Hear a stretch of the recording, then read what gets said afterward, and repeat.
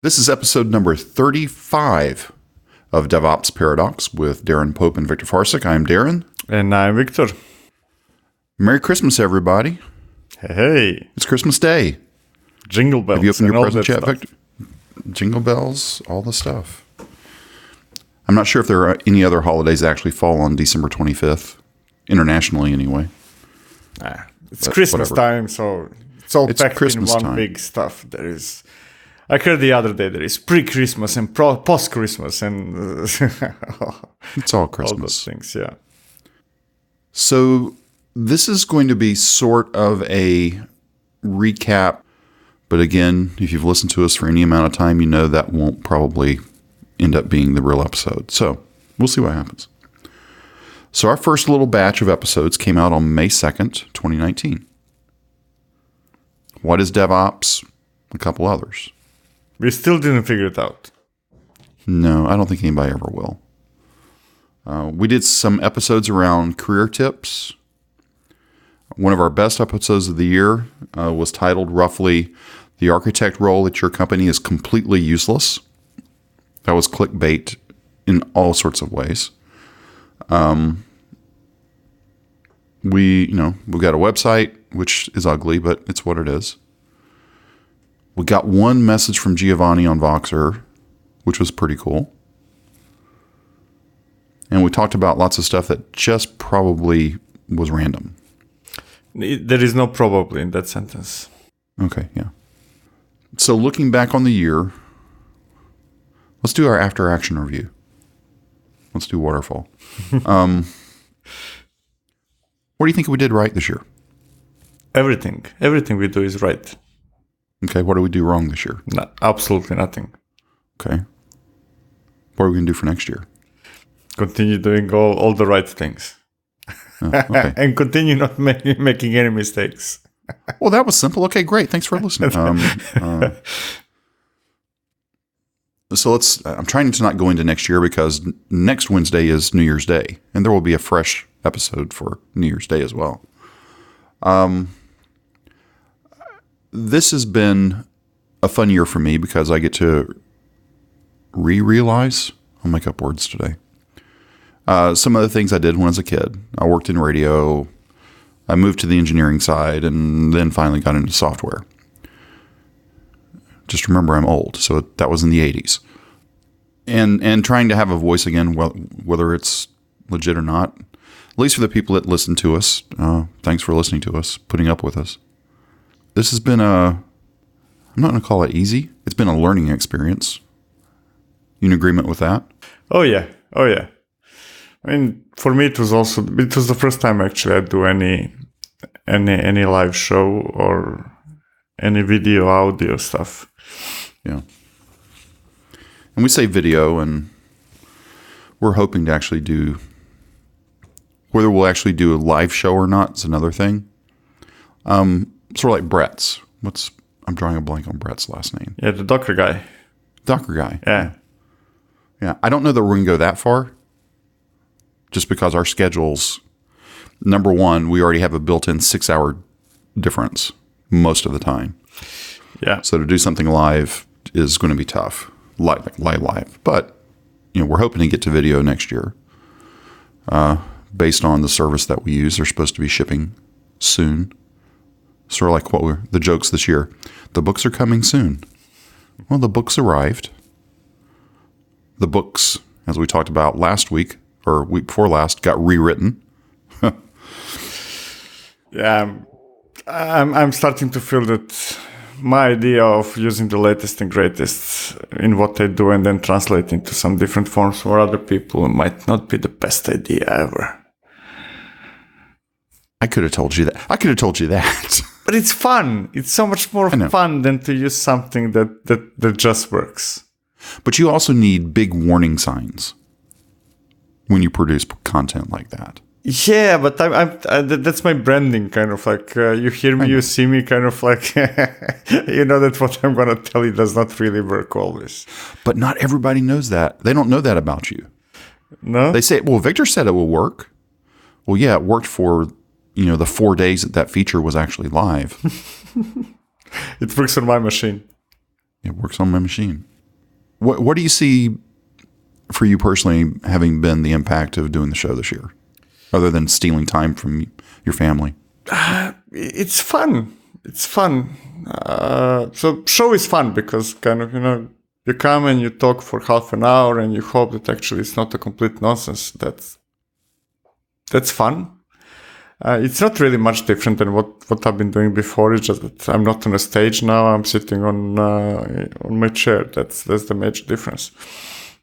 Well, this is a stage. It's just not a physical stage. Yeah, but I get to sit instead of standing. That's good. Well, you could take a stool and sit on the stage, but that would be no fun. Victor locked in a single spot. It would be no fun on a stage. Let's look back over Kubernetes for the year. Kubernetes. We had what, 4 releases officially, or 3 releases officially this year? I can't remember how the calendar dropped. That's a huge change. Those releases reflect a huge change, and I truly agree with what already became a catchphrase of Kubernetes. Kubernetes became boring, and that's good. It's very unexciting releases, which maybe for people who are just starting that might not sound great. But if you've been with Kubernetes for a while longer, that's actually really good news. So what that really means, and the spot where we are right now, is that Kubernetes is boring, and by that I mean it is really not receiving any radical features, radical changes, and all those things. It is just focused on making it work, and it does work. Kubernetes today works very, very well. What doesn't work today, and that's kind of the next level, is the whole ecosystem around Kubernetes. And I think that is what is not boring. So Kubernetes is a core platform. Boring, stable, works more or less. And now we're going to we already spent 2019 and we will be spending 2020 in figuring out the rest of the things on top of it. And that is not, and it will continue not being boring in any form or way. Yeah, let's save all the prediction. I don't even know what the word. Let's save all of our crystal balling for next week. Okay. But yeah, so that's a good tease. So we'll talk about that. What do you think? I have an opinion of this, but what do you think the biggest feature that was released this year for Kubernetes was? Again, Kubernetes is boring, but I can think of one thing that I consider huge. I have a hard time. I'll tell you mine, and maybe that'll trigger. Hey, you give me yours. I'll give you mine. Support for Windows nodes. Okay. You mean becoming stable or something like that, right? Yes. That's big. That's exciting. I mean, it's been around for a while. I'm having a hard time tracking actually what is officially stable, what is not officially stable, because we've been using non-production ready components in Kubernetes for many, many years now, simply because there was no alternative. But that is definitely exciting. So here is the thing, and I'm pretty sure there is no solution anytime soon, but the question now everybody asks me is, what do I do with mobile, and what do I do with macOS and iOS? Kind of, okay, cool, we're moving to Kubernetes, excellent. Oh, I can do Windows stuff, excellent. What happens with the rest? I mean, I think I know the answer, and that is nothing. But nothing. You talk to Tim Cook about it, and that's what you do. Exactly. And it gets dropped on the floor. And nothing against that, but I don't believe that's Apple's ecosystem. Mac Stadium has, was it Orca? Whatever their thing is for Mac. I don't know the name, but yeah. Something like that. I haven't dug into it.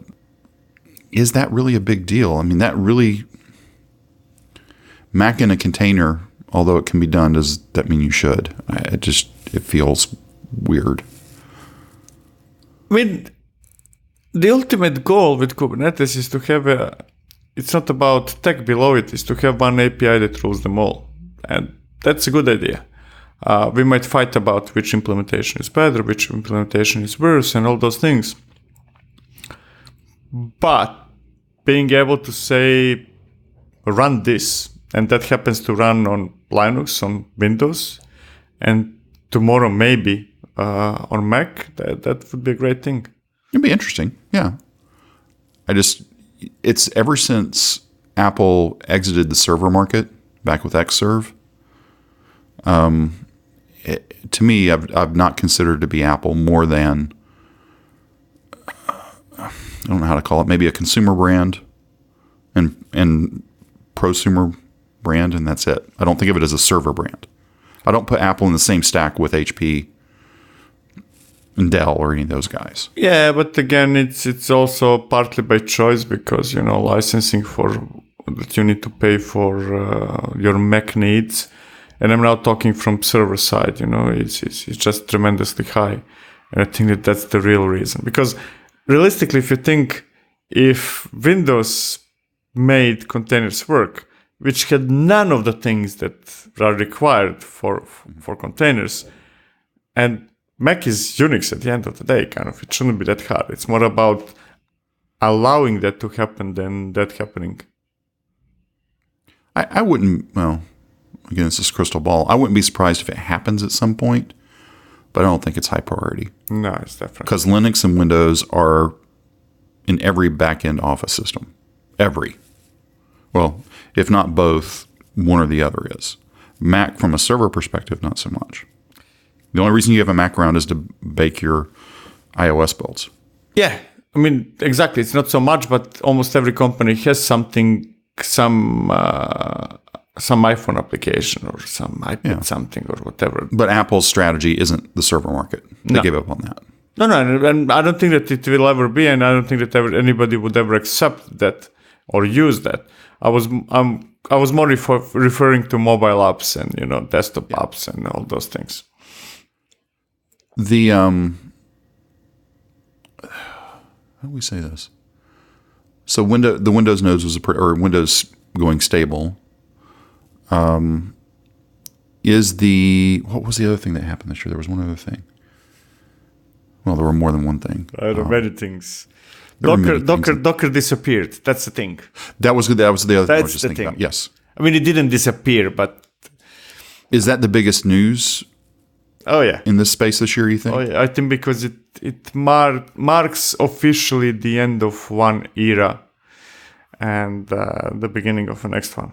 Kind of like it all started with Docker, and in my head, and I'm not saying this is not policy of the company, in my head, that announcement marked the end of that whole story. The other thing is sort of like what you were saying at KubeCon. There were 12,000-ish attendees. It was a big party, right? It's a big party. It's too big. Everybody thinks it's the new hotness, and technically it is, right? No, it is hotness. I mean, it is not bad. I'm exaggerating. It's big. It is amazing that so many people gather around a common platform, and that platform is not owned by a single company. Probably there is no such thing anywhere else. I intentionally said not a single company because I want to make sure that we're not comparing it with reInvent or something like that, right? Right. I think that is the interesting thing about Kubernetes is even though Google had brought it to the forefront, do you agree with that statement? Yes, they did, because it's part of their strategy. Right. But they sort of let it go, if you will. Right? They didn't let it go. They're still obviously there, but it's not to the point of, well, what you're saying with AWS, right? To where it's a closed system. It was sort of the opposite strategy to grow it. Yeah, and again, opposite strategy, both strategies are with the same goal. So let's make it clear. Google did not let go Kubernetes because of the goodness of their hearts. It's just that they believe, and I also believe that's the right strategy, is that the more people use and contribute to technology, the better that technology will be. And if they are on top of that technology, that will give them competitive advantage. And it does. I mean, if you compare GKE with anything else, there is a clear difference. And so the goals is the same. Amazon also wants to be on top of a technology. The difference is that they think that they can actually pull it off alone. That's the difference. Like if you compare Kubernetes in a way, it can be compared with ECS. And I'm pretty sure that that's a dead end. Not because it's bad technology. I mean, it is bad technology, but because it's closed. Yeah. Well, I have a love-hate relationship with ECS because it was better than before Kubernetes was available. Oh yeah. At least you could do something. Right? It was a good middle step. And it's what it is now. Of course, now you've got EKS on Fargate, which is ECS, it gets to inception really fast of which was first, the chicken or the egg. The real issue is how do you, when you're on forefront of something, when you start something, let's say that they started ECS before Kubernetes became a thing, or in parallel, right? How do you let go of that something after you realize that it's not really the main deal? To me, that's the same story like with OpenShift. All respect, many of the things in OpenShift were created before they existed in Kubernetes. But dear Red Hat, now it's time to let them go. Because we have better alternatives in Kubernetes, like routes versus ingress, just to say something. Yeah. Or one more step, the Mesos to Kubernetes final, right? It's like, Mesos was great because it was better than Kubernetes at the time. Yeah. And then Kubernetes leapfrogged. To begin with, it was better than Kubernetes. It was very easy to be better than Kubernetes if Kubernetes does not exist. So you're better than nothing. But Mesos also gave up. I mean, that's it. Yeah. The only basically scheduler left standing besides Kubernetes is ECS. That's actually the only one that is alive and did not give up yet. I'm excluding OpenShift, which I'm not sure whether I should put it in the same box as Kubernetes or not. But ECS definitely is the only, call it competitor. So why do you, I'm going to put words in your mouth. Why are you anti-OpenShift? Or why did you make that statement? Because I think that the main value of Kubernetes is we all use the same API, and then there are different implementations on top of that API that make something better or worse. But the way how I use it is the same. Now, OpenShift has too many differences when compared to Kubernetes. Some of them are, and the number is decreasing over time, but there are some things that are different because they do not exist in Kubernetes, but there is an increasing number of features that did not exist as in past tense, but now they do. And Red Hat is still trying kind of like to push for their own stuff. So kind of like what I really want, my desire is to say, look, as a user, I don't care whether it's GKE, EKS, OpenShift. What I do, how I operate it is always the same. And how it works behind the scenes is different. I don't know, like your storage is better than my storage. That's okay. That's cool. And that's why I'm picking on OpenShift. I want them to remove all their stuff that now have alternatives in Kubernetes. Okay. So it was a timing issue. Yeah, I mean, you're a first mover, and that creates a competitive advantage for you, and that's what you're basing your business on. And I understand all that, but then at one moment you need to continue coming up with new stuff and give up on the things that became better somewhere else. And maybe they had, again, I don't know specifically for Red Hat, but they may have had too much technical debt to be able to just pull that lever. So maybe route is going to change over time, or route gets wrapped around ingress. So today you tend to use words maybe and probably out of context. There is no maybe in that sentence either. This is the third time I think you're adding words that shouldn't be there. It's still early. I know. I'm just trying to give them the benefit of the doubt, right? It's like, at least it's, we can say, well, OpenShift sucks because X, but yet we don't know what the reason behind that. Well, I guess you could track back through the OpenShift project and see what it was, but why bother? It doesn't matter. Okay, so let me ask this question. Would you rather use OpenShift than use bare metal or VMs? It's a wrong question. I can use OpenShift on bare metal. Or you mean kind of without any Kubernetes flavor? Without any Kubernetes, yeah. If my only option for a Kubernetes-like environment is OpenShift, would I use OpenShift versus trying to hand roll things directly on there? Assuming that my applications are appropriate for OpenShift, for Kubernetes in general, then yeah, OpenShift definitely. I mean, it's a great platform. I'm not saying not. I'm just picking on them that I want them to be more in line with Kubernetes API. That's all I'm saying.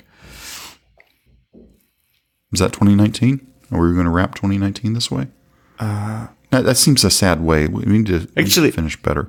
When I asked you, did you go through what we did? Because I forgot. I actually expected you to, at one moment, come up with statistics and congratulate me from swearing much more on this show than I normally do. It's accomplishment. Me is not using many swear not having to. Yeah. Well, I agree. And I'm thankful because I don't want to remark every episode explicit. I mean, we're not targeting kids, obviously, with this show, but hey, if they can take it into if they wanted to take this into a boardroom meeting and play it, they probably, they wouldn't mind having a clean version of it. I'll pull up some stats here live. It's sort of like what you did the other day when you were looking at, what was it that you looked it up live? Last commit of something, whatever it was. I don't remember. Yeah. And that was closer. Anyway, so taking a quick look, let's see. And of course, I didn't start tracking these stats until later in the shows, so I don't remember how far back we go. Let's see. Current charts right now. We're out of almost every chart, except for one. We're in the Hong Kong technology. We're at 110. We're down 6 today. Okay, well. The one thing that is pretty interesting is over time, and we started using this reporting system, I think it was August. Initially, it was top 3 were Apple Podcasts, Spotify, and just Chrome. So I guess you were just listening in your browser. And that was 50% across the 3. And Apple Podcasts started out at about 15%. Over time, Apple's right now at about 27%, Spotify at 15%, and then just in-browser is 11%. Now, I can't do the math, but it's greater than 50%, because I'm looking at a pretty pie chart right now. It's pretty interesting of all the places people listen from, just all the different types of things. This podcasting thing it might catch on. I also noticed was it yesterday or before yesterday? There's now officially over 800,000 podcasts in the Apple Podcast store. Yeah. 26,000 started in the past month or something. I'd have to look up the stats. Daniel J. Lewis publishes this thing. I don't remember what it was, but it's pretty interesting. But just taking a quick look at episodes, and we'll have to throw out a couple because we are recording this one on December 12th because we got to plan a little bit ahead. Now, if you have questions, I'll go ahead and say this. If you have questions for Victor, and if you want to ask me too, it's fine, about what you think 2020 is going to be, we're going to be recording our January 1st episode probably right after Christmas. like somewhere in the 25 through 29 range. So if you hear this on Christmas, day after Christmas, send us your questions. But realistically, the architect role in your company was the big dog for the year. It was more than double downloaded than anybody else. So you see, if you want to, the more I insult people, the more they listen to me. Seriously, it's double, well, almost double of everything. Okay, from now on, all the episodes, I will not hold back anymore. I've been trying to be nice against my nature. From now on, I'm going to be insulting somebody in every single episode. New rule. Okay. Well, we already did that today politely with OpenShift. Okay, yeah, true. Right. There you go. Right. That's okay. We don't hate OpenShift. We don't think they suck the least. No. Well, actually, do they? I don't know. But anyway, yeah, so and our numbers have grown steadily over time. We're not going to beat Joe Rogan or some of the other big guys, but that's okay. Our audience isn't as big as Joe Rogan's. If you don't listen to Joe Rogan's podcast or if you don't watch him on YouTube, go do that. It's a very interesting story. By the way, definitely not safe for work. That sucker is explicit to the nth degree. It makes Victor sound like a 2-year-old. The dude's got a potty mouth with all his guys. But anyway, and we're at 35 episodes, right? Are we surprised we made it that long so far? We survived. Something. It's something. All right. I don't have a whole lot of stats because I didn't pull the stats together. It was late when I got in last night. Yeah, I mean, I had a big plan, but yes. So we need to get that video at one moment next year. So because I want people to see me screaming at them instead of just hearing it. That would be a very interesting. Yeah. Anyway. And your KubeCon review got a pretty good traction too. So if you're not telling your friends or the people that you work with that there's this great podcast, this one, by the way, if you didn't figure that out, tell them, please. If you're listening on Apple, go ahead and subscribe, review. If you want to leave a nasty review, that's okay. We'd prefer you to leave a nice review. But we want you to leave an honest review. Of course, every honest review will probably say these guys just ramble too much and don't get to a point. Yes. That's what it is. This is a lunchtime banter. Except we're not talking about TV shows because I can't relate to Barcelona and he can't relate to wherever I am in the world right now, which is in the East Coast. If you want to send us a message, you can find our information. Boy, I've been messing this up the past couple episodes. You can go out to devopsparadox.com/contact. All of our information is there. Past couple times I said devops.com. It's like, crap, not again. Did I almost make myself explicit? Yeah, probably. Is crap worse than sucks? They're all good to me, so I don't know. Yeah, potato, or whatever is the expression. But anyway, go out to devopsparadox.com/contact. You'll see all of our information. If you haven't connected with us on LinkedIn, go over to Victor's LinkedIn. He just put a video up about who he is. And I'm slacking because I haven't done mine yet. Go do that. Go connect with us on LinkedIn. Because we have some strategies of stuff that's going to be happening on LinkedIn over the next few months. Well, at least that's in our head. It's going to be strategy. We'll see if it's actually executed or not. Right? It will be executed. Yeah, it will be executed. Okay. This will be one thing I will say. So I'm sort of the editor, producer of all this stuff, right? And Victor's just giving you his pretty voice. And hopefully soon face. But when I ask him to do something, I'm used to working with people that, okay, yeah, I'll get to it, and it may never get done. 10 minutes later, Victor's like, okay, it's done. What the heck? I mean, if that's one thing that I've enjoyed working with you on this year is your level of execution, your love for what you do. I mean, we all have a love-hate relationship with everything that we do, especially in this space. But you try it. Your life is built around experimentation and just sharing with what you know. Right? Do you think that's a reasonable? Yeah, and not sleeping. Okay. I gave that up a long time ago. Once I crossed 50, sleep became very, very important to me.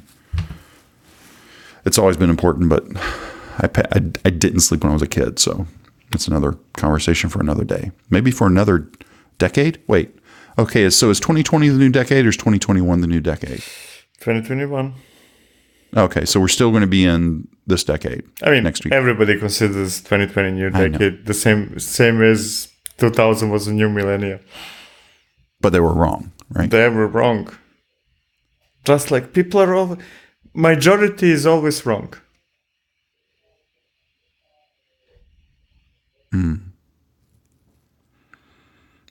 That'll be a good episode topic.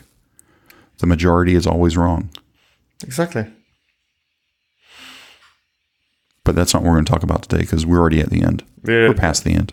Write it down next time. The majority is always wrong. Okay, I got it. Anything else? Again? No, I think that's good. Merry Christmas, everybody, right? Merry Christmas. Happy Hanukkah. Happy Kwanzaa. I've lost track of all the other ones. I know all three of those happen right around that time. So, fun fact: we had video. I come from Serbia, so different calendars. All those holidays are 14 days delayed. Oh, that's true. So we'll do. So in another 2 weeks, we'll say them all. Say again, yeah, because the Orthodox timeline. Yeah, their Jesus is 2 weeks younger than your Jesus. And technically, most scholars believe he was born in September anyway. So it's just there you go. Yeah, there we go. Yeah. All right, that's it. Thanks for listening to episode 35, final episode of 2019 of DevOps Paradox.